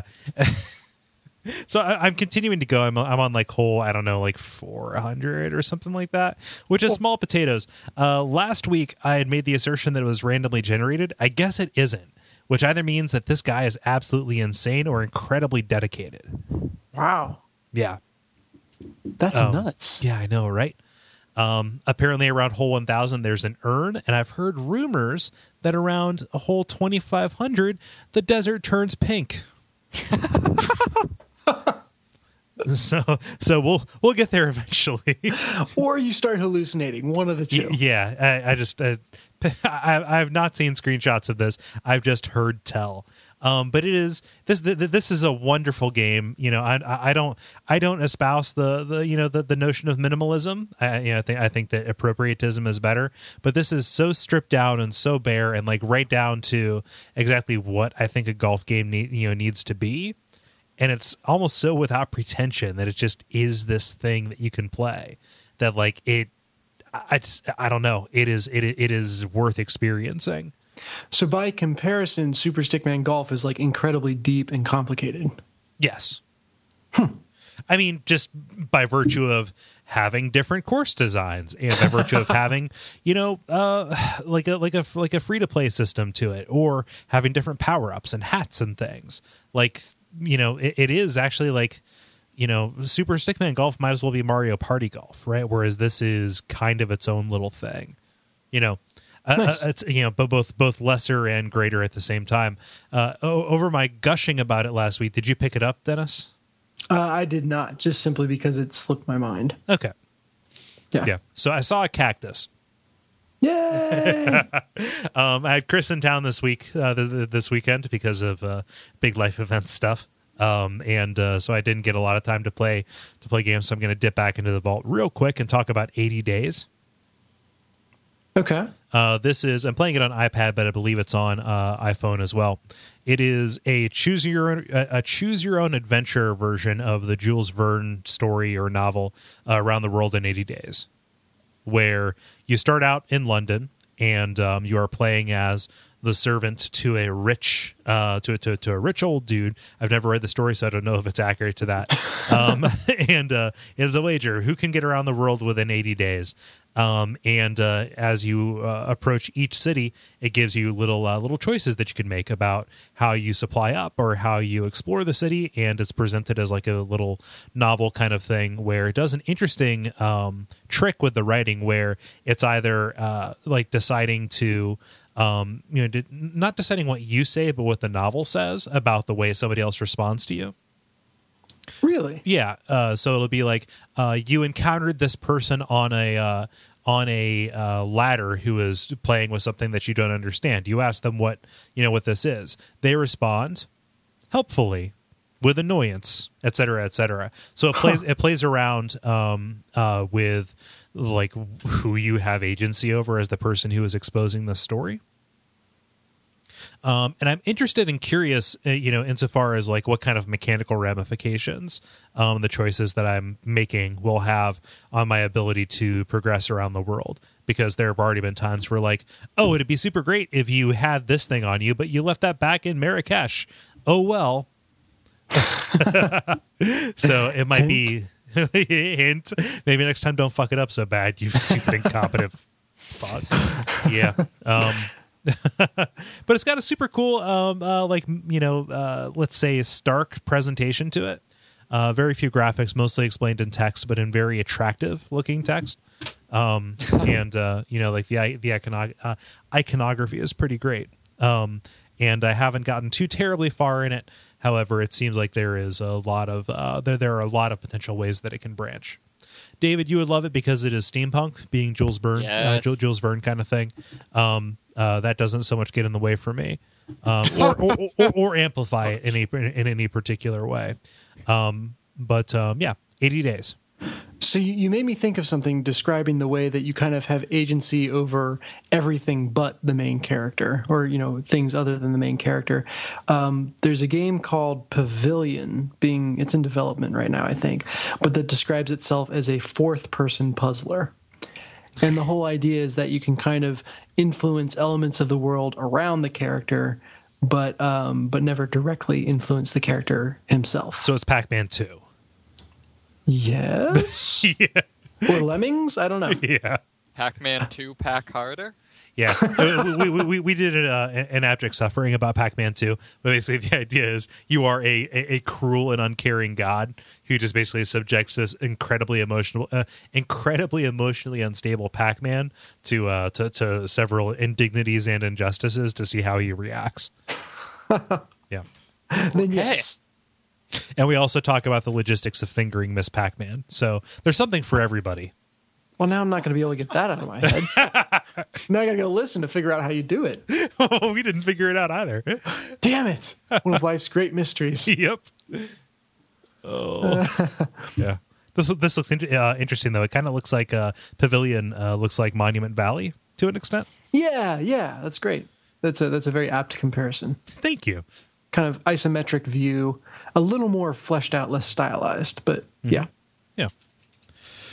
But that's me. I've been playing a lot of Half-Life, but we're going to talk about that on Watch Out for Fireballs. I like it more than Gary does. Although it is far too long of a game, it is an interesting evolutionary step, and I believe that in current terms it's overrated. However, if you look at it in history, there is a lot really to recommend it. I'm at Zen now, so expect that opinion to drastically fall off. Yeah. Cool. Yeah. Dennis, you've been champing at the bit, so I will defer to you. Yeah, I keep saying I'm going to talk about it, so I'm going to talk about it. I streamed my arena run on Hearthstone. So just to cover it, last week I was bitching about the fact that you could pay more gold to get kind of a chance to build a deck out of random cards and then have a chance to do better. So it was like paying for a chance at a chance at a chance. Really what happened is I just don't know what the hell I'm talking about. So, Hearthstone it kind of lends itself to, knowledge is power there, where if you kind of know the cards that are out there, if you know the way that they work together, you can do a much better job of building a deck on the fly. And so when I did the Twitch stream, there were just several people who listened to the show who hopped on and were kind of my Sherpas for the whole thing. So right from the beginning, building the deck, I'd kind of pull up, it pulls up 3 cards at a time and you can only pick one. And I'd say, hey, so here's how I would normally think about it. And I would choose card 2. And then I'd wait to see in the Twitch chat whether or not I made the right decision. Twitch is, interesting in that the feed that people are watching is maybe about 5 to 10 seconds behind the what you're actually doing, and it would inevitably lead to, like, every single time I would say, okay, there's 3 cards. I know that card 1 I'm not interested in. That's objectively a bad card. I would never do that one. So I'm trying to decide between the other 2. And then midway through saying that, everyone would just chime in and be like, oh my God, card 1 is so awesome. Use that one. And then so I know I'd done fucked up, but they hadn't heard me yet saying how bad I thought card 1 was. So it's just this constant cycle of me making a fool out of myself. But I did get a deck that I'm pretty happy with. Lost my first 2 games, but they were way more competitive than I've ever been before. Previously, I've only won if the person I'm playing against disconnects. So that's the extent of my winning. Except on the 3rd match of this playthrough, I was able to actually pull out a win. And it was the same kind of thing where I would say, okay, given the cards in my hand, here are the 2 that I would play. What do you guys think?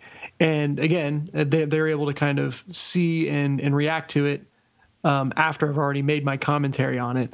And so they'd inevitably see something that I didn't, or have a much more intelligent strategy that I'd, again, make a fool of myself and then learn and got to pull out that win. So the way the arena works is if you keep on winning, you keep on playing, and you keep on playing until you've lost 3 times.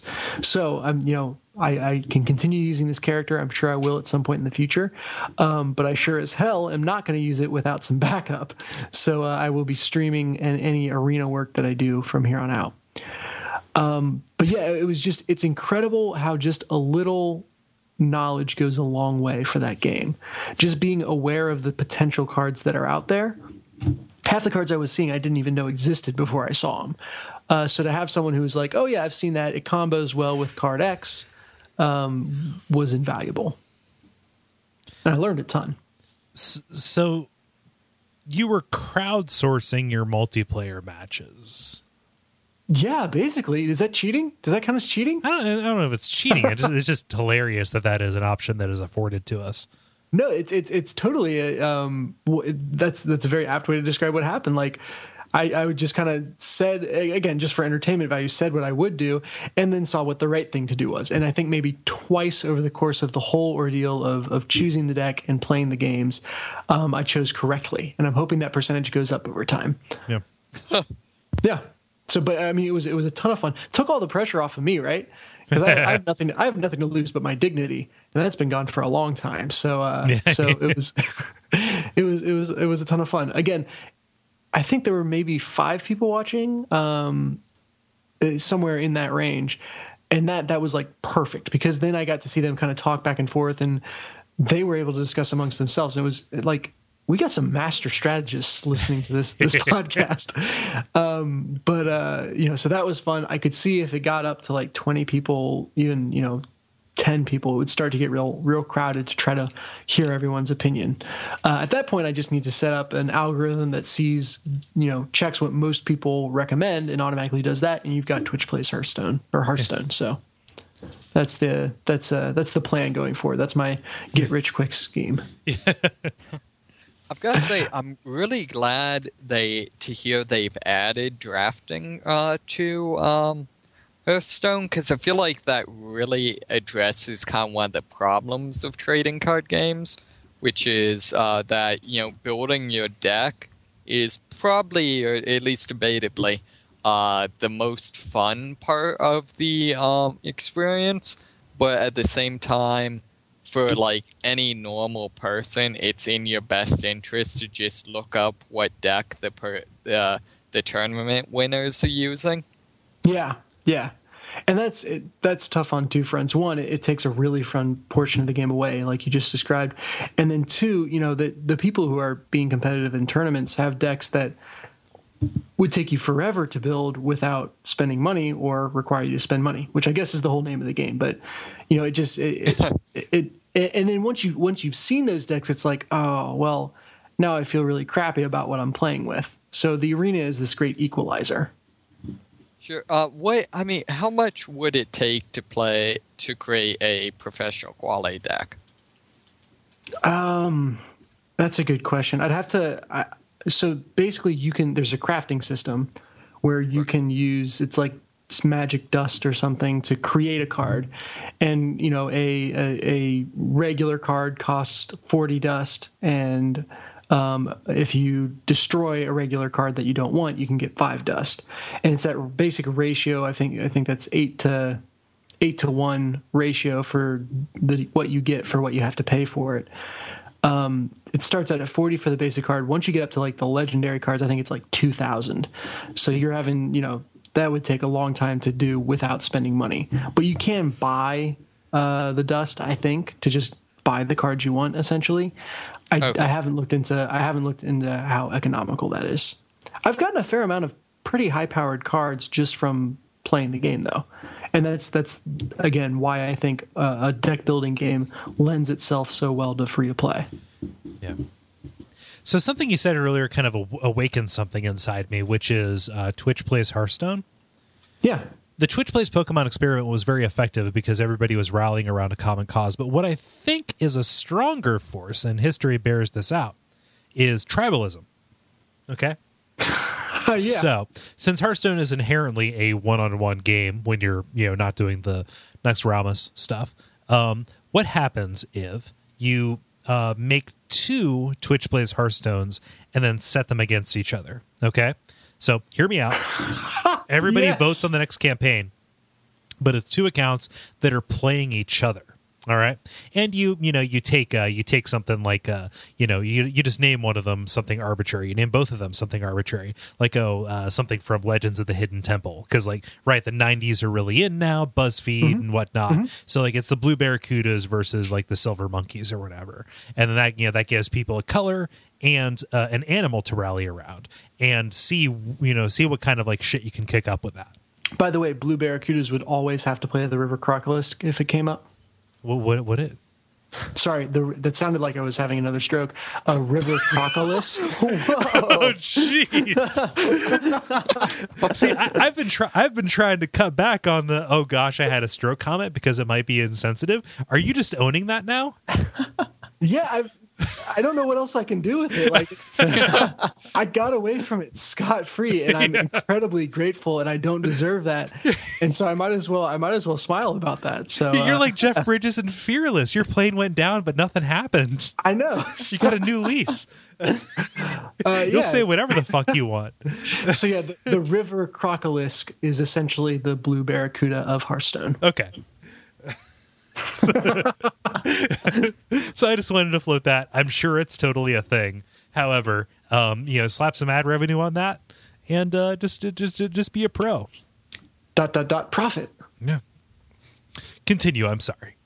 I don't know what else there is to say. I'm excited. I want to figure out a name for the priest, it's sad because by the time this episode airs, the priest, that's the hero class I'm playing as for the arena battles.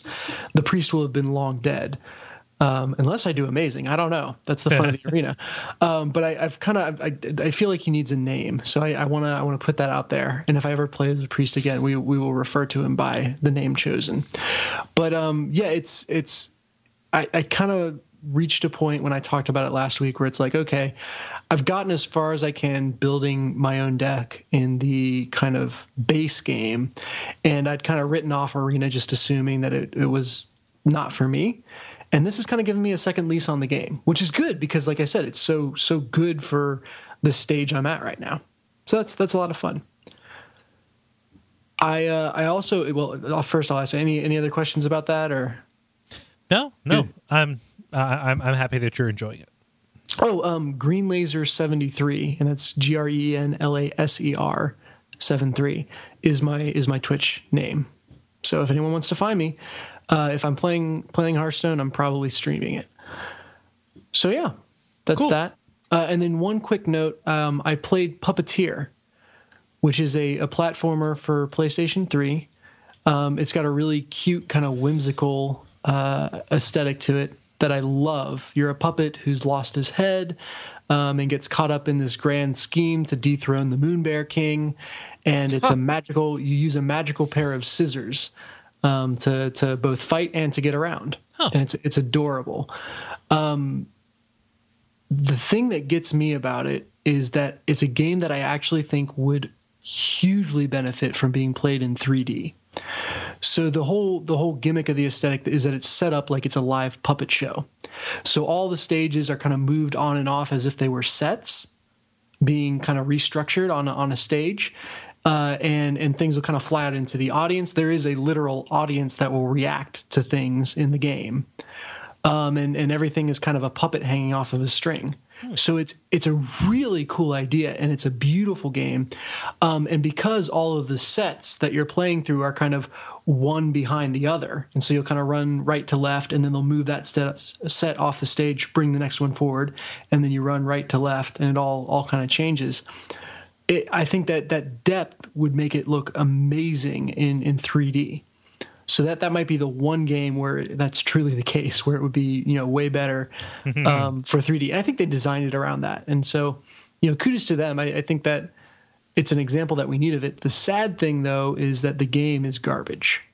It's yeah. It doesn't do the thing that it is. Yeah, it's beautiful. I love the aesthetic, and it's nigh unplayable. The primary means of locomotion is kind of using the scissors to cut across fabric, and you have to just mash the square button. And it's like too slow, even though you're mashing as fast as you can. Just everything about it feels clunky. The jump feels horrible, which it's not more Mario, so of course it does. And the penalty for death is super annoying. So if you get hurt, you lose one of your heads, which he just finds random things like pots or skulls or tokens to use as his head, since he's lost his head. And each of those has a different power, and you need the powers to solve puzzles in the game or to get to secret areas. Well, if you get hurt, it's like Sonic with his rings. He kind of loses one of his heads, but the window to get it back is way too small. Like, it goes away unless you just immediately grab it. And that leads to this, even though it's slow and clunky and not very hard, getting hit once means you just lose your head almost automatically and can't get to any of the secret areas that you wanted to get to. So that's really annoying. So yeah, look at screenshots of it. Don't actually play it. Watch somebody stream it. It won't be me. Twitch it. Yeah. Huh. That is the Puppeteer, which is available on PS3. Sorry, I always like to. I try to like restate whatever it is we're talking about. Was this a PSN game? It was, yeah. Yeah.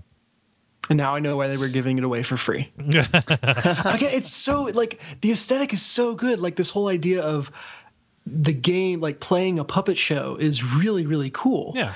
and it's beautiful. It just sucks. Yeah. So it's a wasted potential. Maybe Puppeteer 2 will be better. Yeah. Well, I'm a big sucker for it, and I know you're a huge fan of like materials and games. Mm-hmm. Like that is for me a huge part of the charm of Little Big Planet, right? So from looking at screenshots of this, it really seems like they're trying to, I don't know if like bite their steez is the right word, but it's like trying to ride that same feel, It is LBP-esque for sure. Yeah. Real quick, say this for the listeners. What is your what is your Twitch ID? My Twitch ID is greenlaser73, GREENLASER73. Yeah. You've talked about streaming so much, I just wanted to make sure that we repeated that and underlined it for anybody who is listening who wanted to watch you. Yeah, come hang out. Yeah. Was that all? That's it. Cool. Let's button it up. So, if you would like to help us out, there's the usual stuff. Leave us a rating and review on iTunes. It's been a very long time since that happened, and that does make a genuine difference, if not for our iTunes rankings, which helps people find us, but our egos, because we look at that. Thinking in kind of more general terms, the Facebook group, which is facebook.com/The Level Podcast, as we mentioned earlier, it is a place to interact with us. We're going to mention our Twitter accounts at the end of this. Let's look here. The patreon.com/Duckfeed.tv. I don't want to stay here doing a bunch of admin all night, so let's wrap it up with that. Hey, kick ass, take names, and give hugs. Yeah. Aww. That is a good rule. So I've been Cole Ross at Cole Ross on Twitter. I've been Dennis Furia at DFuria on Twitter. I still am David Moneysmith at Moneysmith777 on Twitter. I'm Ben Merkel at Merkelizer. Yeah, I don't know from whence the drift to past tense comes from. I don't know. Yeah, so somewhere between Dennis and David, it turns into I have been and continue to be. Because I like it, but it steals my thunder every time because I want to jump in on that too. Yeah. What's we've got the Holy Trinity, and so this is like the Holy quartile. Yeah, it's like is, was, will be, and has been. Yeah. Shale. You forgot shale. Yeah. Hey Ben, it's been about a year since you have tooted. So by October 19th, I'm going to need at least two fresh toots from you. Okay. 2 toots. I don't know if I can double toot, dude. Toot. Yeah. Hey, wait. Hey, just get super drunk at the PRGE, and that can be one tweet, just whenever it comes out. Yeah. But you have to tweet that night. Okay. Okay. All right. Yeah, then that's fair. Promise me. Yeah. I'm not good about promises, but I will try. Okay. I don't want to break a promise. Yeah. But until next time, why don't you just assemble a Jambormee?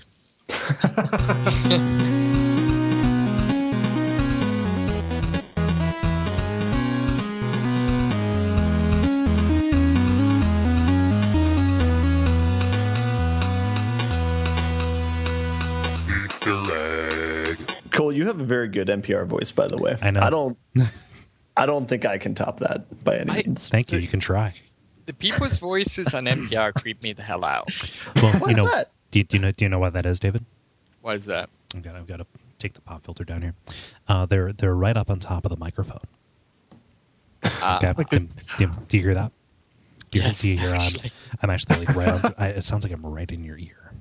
Sounds like you're trying to make out with someone. I could just kind of nip on right there for a second. Yeah, it's pretty gross, right? I cringed when you did that. Yeah. Yeah.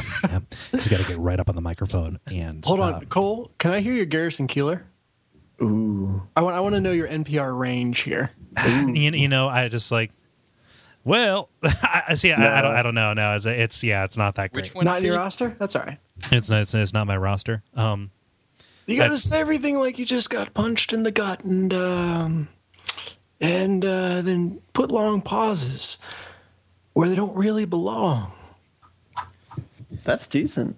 An That's Ira good Glass? in there. Wait. Which program Do you is got this? an Ira Glass? This week we have a variety of stories. We pick a theme. We bring you a variety of stories in that theme. And we'll be back right after the break.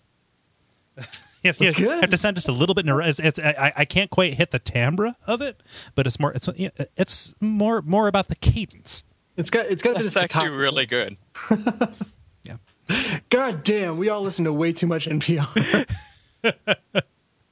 Yeah, I want to get down a good Robert Krulwich. But I have not been able to get it because he has his voice actually lives up in his nose a little bit, but not in a nasal kind of way. But it's like a grumble to it. It's like up in the nose with a lot of throat resonance. Yeah, that it's like there's a seasonedness to it that I can't quite nail. Is Krulwich a throat warbler? No. What are you, like a tube and throat singer? Yeah, like that's what that's called, right? Where you get your nose and your mouth going at the same time with sounds. Yeah. Okay. What is it? Genghis Blues. I learned about that on NPR. Yeah.